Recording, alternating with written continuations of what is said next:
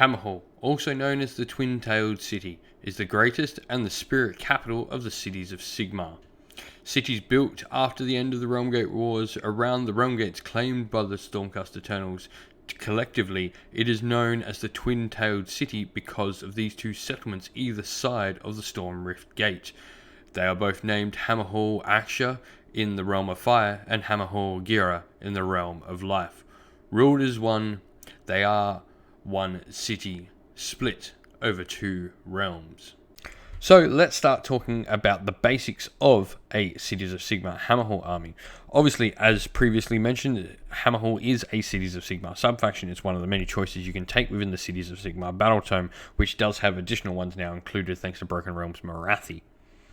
To start with, we get the ability Amplified Sorceries, and this for me is one of the big ones that Cities of Sigmar get. This means that your endless spells are always empowered as if they were in their native realm.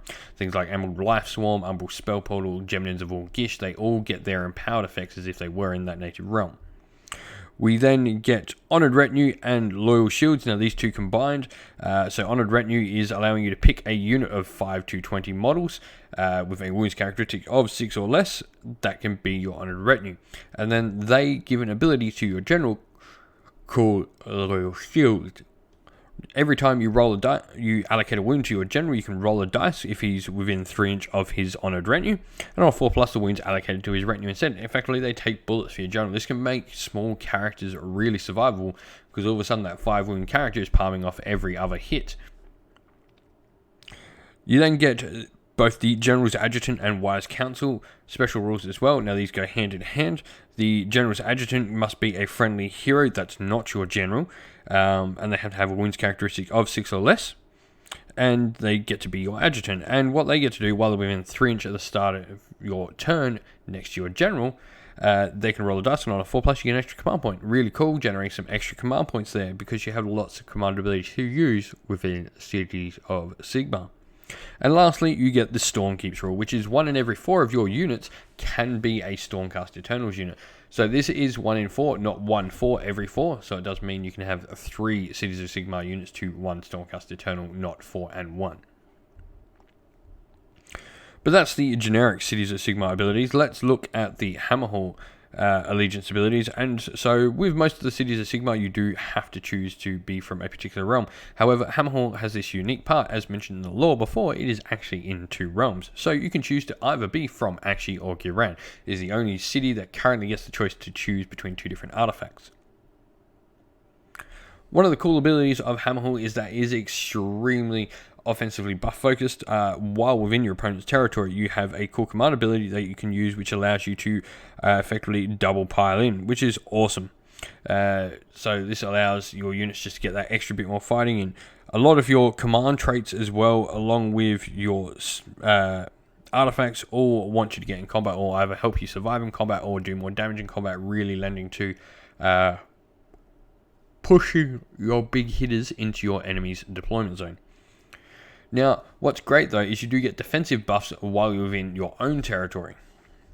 So, what's cool about this is you've got effectively immune to battle shock while you're within your own territory. This is amazing because it makes some units that are hard to shift really hard to shift, and it even makes hordes really hard to shift because your opponent's going to have to actually grind them all down. So cheap bodies on the table are really good in Hammerhal because your opponent actually has to go through them all. The army does like to generate command points. As mentioned, you've already got the General's Adjutant who generates command points, but also Hammerhal has its own ability called Banners Held High. For every every unit that has a banner in the army, you can choose to, you get to roll a dice at the start of your hero phase, and for every 6 you roll from those banners, you get an extra command point. This can really start generating quite a lot when you start taking minimum size units alongside your bigger units as well, giving your bigger units the chance to be able to use command abilities effectively, and your smaller units are there not only to screen and to chaff and to bait and grab objectives and all that sort of stuff, but they can also be generating you command points while doing all those things they would normally be doing for you on the table. As mentioned, it is extremely combat focused, the army. There's a lot of abilities that just all focus on combat. There's not a lot of buffs to shooting within Hammerhal, and you've got some cool spells to go along with that to allow you to get some heroes that might not necessarily be the best or the quickest heroes in there. You've got Wings of Fire, you've got Cinder Cloud as well, which is another cool spell. that can help you be defensive against shooting.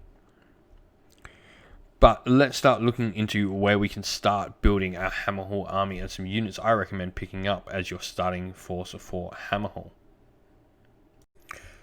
Right, so now we're going to look at where we can start off with a Cities of Sigmar Hammerhal army. And so I've got 3 suggestions or 3 box sets to pick up to start off your army. Now, these are in no means the be-all and end-all of the army, and you can swap these out. I'll mention maybe some other options you can do. But for me, Hammerhal is humans first. And it is the city that feels where humans fit the best in, for me. So for the general of this army, I've gone for a Frigil General, and I do think that these particular units do work really well. Obviously, the battalion for Hammerhal is all Demigryph Knights, and I haven't got any here, and I haven't got the character we need in that being the Frigil General on Griffin, but I feel these other units can start us off much better than those parts of that army. That army does require you to be playing, I guess, a lot higher points value to use than where we're probably looking at starting. So, for me, I've gone with a Frigil General. He's a basic 5 wound hero. He's going to obviously be able to pick a unit to be his honoured retinue. He's got some cool little abilities where he gives +1 bravery to Frigil units around him. He can also do some mortal wounds with his own attacks, though he's not really got many and doesn't really put out an awful lot of damage. But 3s and 3s for 3 attacks at Ren 2 damage D3 with some mortal wound potential. Which gets the mortal wounds in addition to the damage he's already doing, is decent. He can probably take on most other characters his size and potentially take them down, because he does have a 4+ save as well.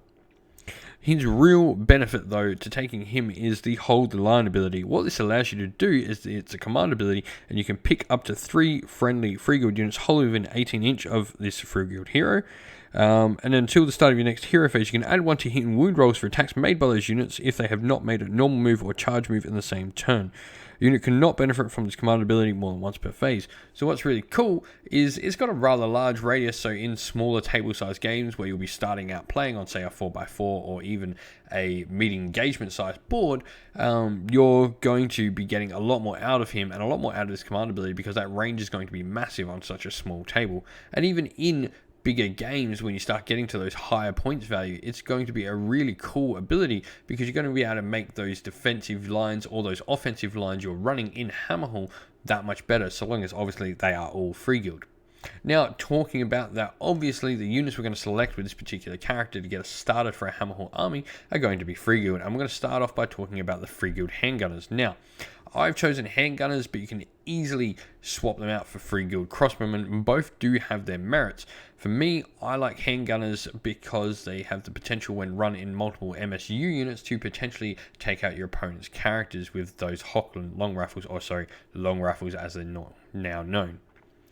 Crossbows do put out more shots and have weight of firepower over the handgunners, where the handgunners actually have the shots with rend and a lesser range, and they hit worse. Though, in taking in larger numbers, handgunners do get a lot of shooting benefits, also when they don't move.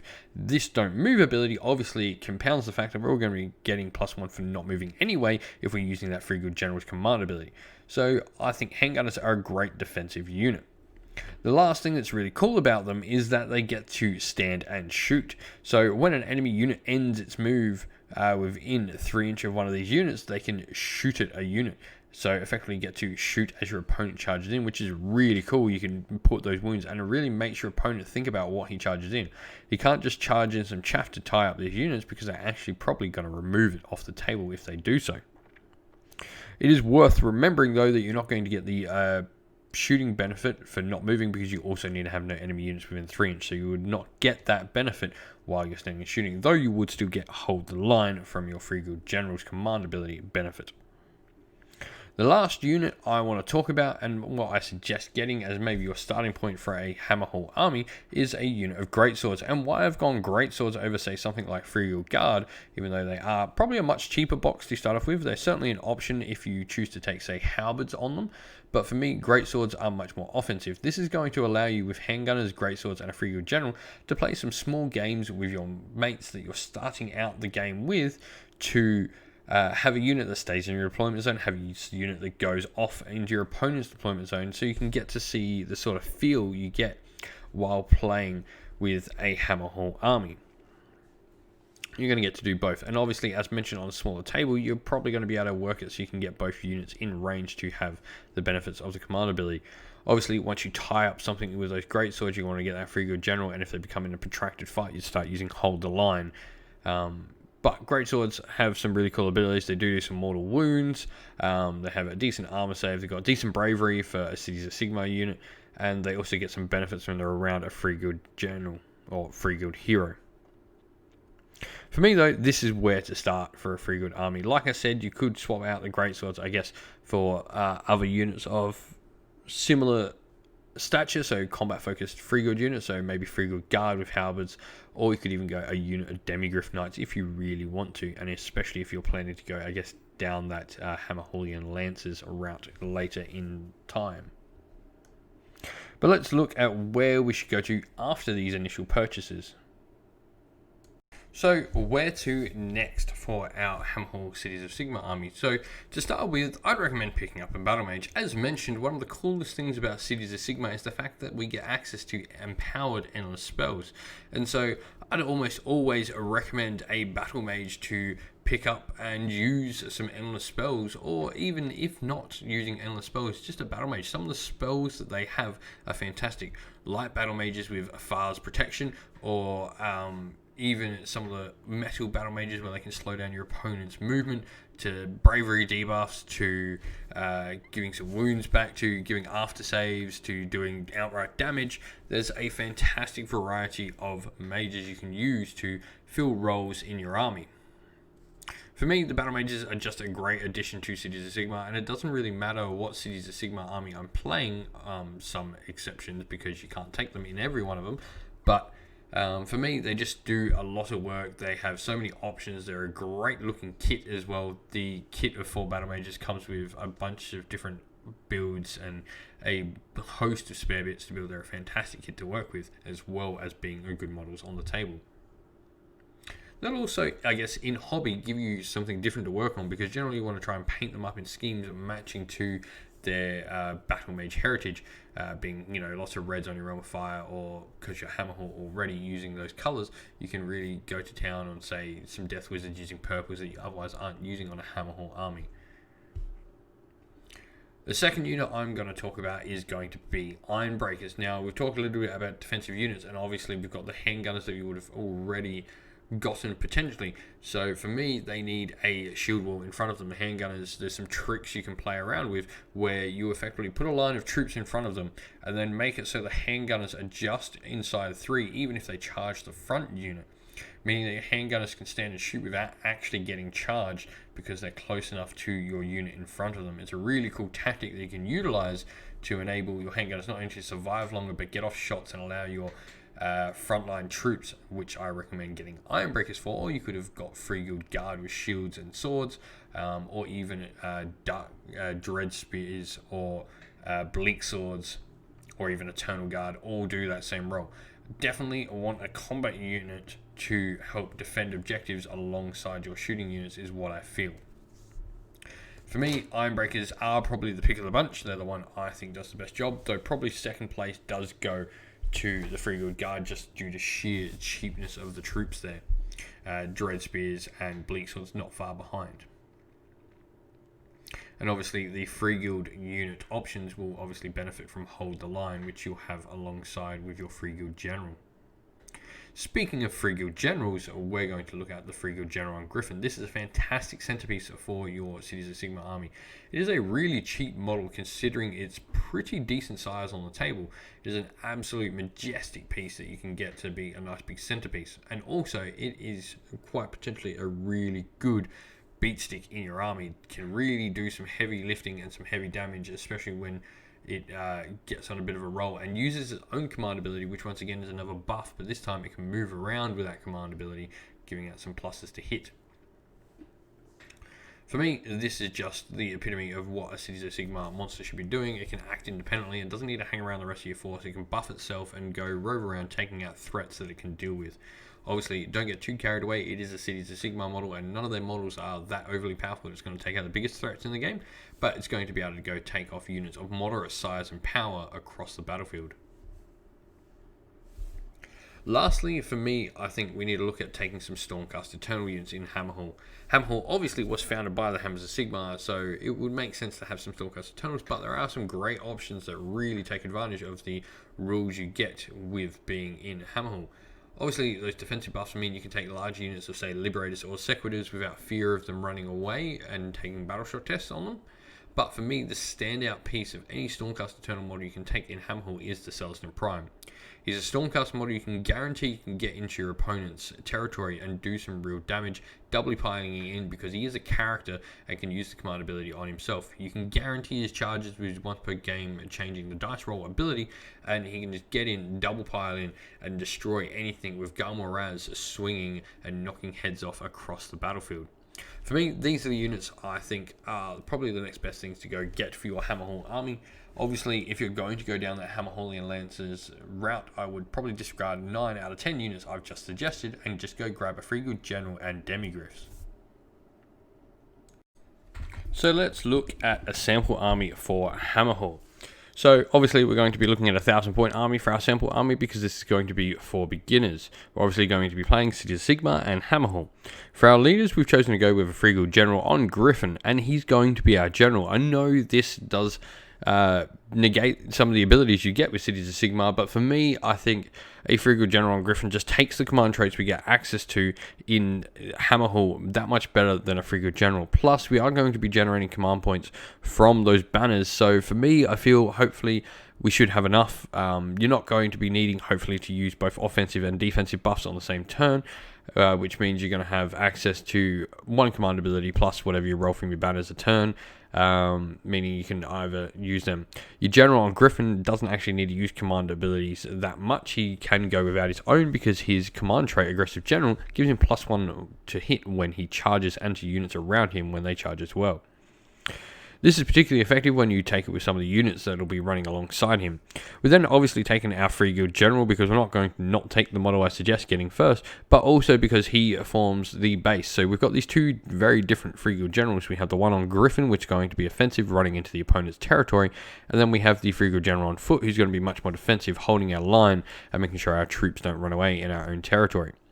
Lastly, for our leaders, we're going to take a Battle Mage, and for me, the first one I always pick is Haish.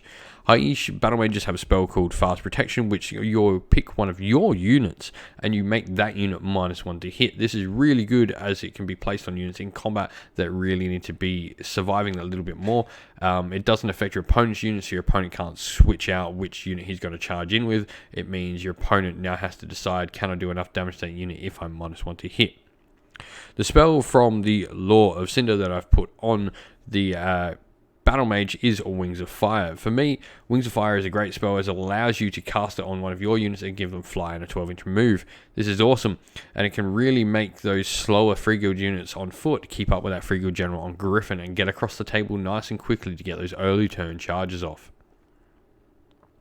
For Battle Line, we've got 4 units, and these are going to be the 4 units that form the basis of our army, and it's going to be a unit of 10 Ironbreakers who will hold the line and hold the most vitally important parts of the battlefield, and they will be supported by 2 units of 10 handgunners, both of which will have a long rifle. These long rifles are cool as they allow you to potentially pick off units over turns. They only do 4 damage maximum at the moment, just with 2, but you can put 4 wounds potentially out on a hero that's buffing your opponent's troops. Imagine your Battle Mage all of a sudden being hit. What's cool about the rifles too is they do ignore Lookout Sir, so they're not going to be -1 even if your opponents have hidden units in amongst their ranks. Our last unit is going to be our 10 Free Guild Greatswords. What's great is we're going to be able to use Wings of Fire on this unit to fling them across the table and hopefully keep up with our Free Guild General Griffin and get all those buffs from being around him and really form a 1-2 punch with the Free Guild General on Griffin and our Greatswords. This is a cool, fun little army. It's going to give you the parts to see what you need to do to play a Hammerhal army with both the defensive aspects and the offensive aspects of it. I really do enjoy playing Hammerhal. I think it's great fun having to balance those two sort of things. And you can potentially go either way with this. You can choose to forego one of the 2 buffs and really focus on playing a defensive Hammerhal army, or you can focus to playing a really aggressive Hammerhal army. I've mentioned it a few times before. There's a battalion you can play which really does focus on the offensive aspect of Hammerhal, and that is the Hammerhalian Lancers, an all Demigriff and Griffin battalion. It's an awesome army to play and fight across the battlefield. But for me, I think the coolest part of Hammerhal is playing that mixed army that has both defensive and offensive units and really finding and striking that balance across the table. But let me know what you think of this army list, and if you're thinking of picking up a Hammerhal army, don't forget to leave some comments and questions down below. I will get back to you. Well, hope you enjoyed the video. Please don't forget to like the video and subscribe to the channel. And if you'd like to come chat with me more and members of our community, you can find a link to our Discord server for Sinful Gaming down in the description of the video below. And lastly, I'd like to give a special shout out to everyone who supports the channel via Patreon, and that is a shout out to all our Sinful Guard Militia members, Christian Weir, Philip Ward, Soren and Kenny Lull, and our Free Good Regiment members, James and AJC. Thank you all so much for your support. It means the world to me that you support me like you do, and we hope to continue getting your support. If you'd like to help support the channel like these fine gentlemen do, you can do so by following the link down to our Patreon in the description below, or alternatively joining our YouTube members on YouTube. Thank you all for joining me today. Stay safe, everyone. Stay well, and most of all, keep fighting that war against the grey. Ciao for now.